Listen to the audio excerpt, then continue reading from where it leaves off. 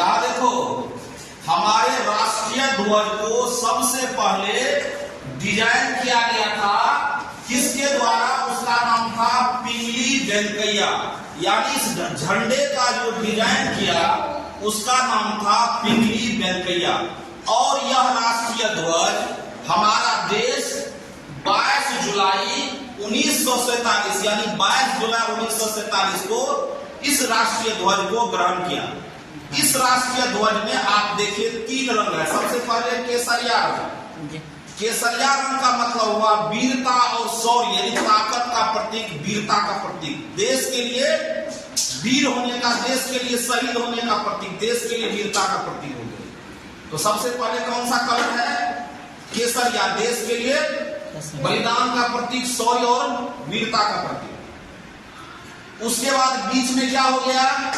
सफेद रंग, यह है शांति का प्रतीक, यानी हम किसी से लड़ाई झगड़ा नहीं करेंगे, शांति से रहेंगे। लेकिन जब दूसरा देश झगड़ा करेगा तो उसको भी हम जवाब जरूर देंगे। और नीचे में है हरा, यानी हरियाली का प्रतीक, समृद्धि, आगे बढ़ने का प्रतीक। अब कभी कभी क्या होता है, विद्यार्थी सब याद में रख पाता है तो उल्टे कर देता है। यहाँ जानो इसको कैसे याद रखेंगे? सूर्य उगता है सबसे पहले तो कौन रंग का? सुबह में ये रंग रहता है। तो सूर्य ऊपर में उगता है तो ऊपर में कौन रंग हो गया? केसरिया। और ये जो धान वगैरह हरा हरा नजर आ रहा है वो कहाँ? जमीन पर, नीचे हो गया हरा वाला, और बीच में सफेद। समझ गया बात को?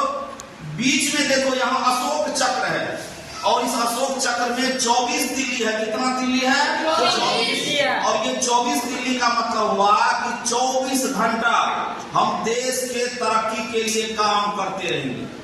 समझ गए इतना बात? उसके बाद अगर झंडा को कहीं आंदोलन में लेके जाना है तो हमेशा दाहिना हाथ को आगे रखेंगे और ये बायां ऐसे रहेगा और इस तरह से चलना है। समझ गए? और अगर थक गए, काफी दूर तक जाना है, थक गए, तो ये झंडा इस तरह से कंधे पर लेकर के चलना है। और सूर्यास्त होने के बाद झंडा को उतार लेना चाहिए, नहीं तो इसका अपमान होता है। दूसरा, अगर कहीं झंडा गिरा हुआ मिले तो इसको उठा करके रखना चाहिए, सम्मान से इसको रखना चाहिए, क्योंकि इससे ऊपर कोई नहीं है। एक और बात, अगर कोई धार्मिक झंडा लगाना है और राष्ट्रीय झंडा भी लगाना है तो ये झंडा रहेगा ऊपर और धार्मिक जो झंडा होगा वो इसके नीचे रहेगा। सबसे वैल्यू इसका रहेगा, ये ऊपर रहेगा। बात समझ गए?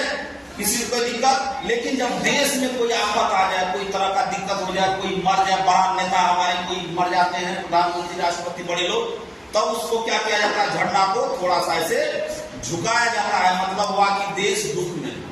बात समझ गए?